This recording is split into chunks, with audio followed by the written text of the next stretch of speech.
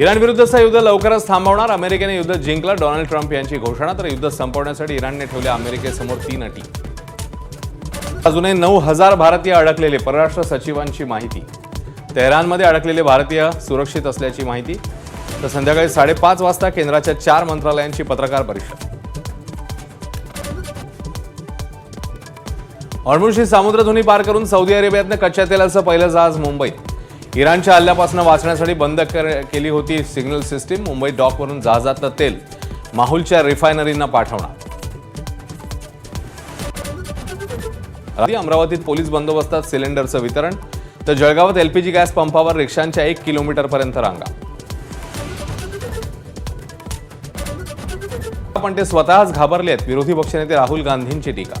सिलेंडरच्या मुद्द्यावरून विरोधी पक्षांच्या खासदारांचं संसद परिसरामध्ये आंदोलन.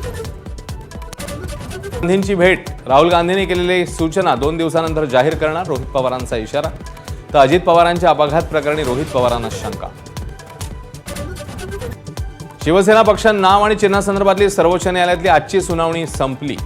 अंतिम युक्तिवादासाठी तयार. दोन्ही बाजूंची माहिती. तर लेखी युक्तिवाद वाचून पुढची तारीख निश्चित करणार, न्यायालयाकडून स्पष्ट. नुकसान भरपाईसाठी मोर्चा. राजू शेट्टींच्या आंदोलनामध्ये मंत्री नितेश राणे सहभागी.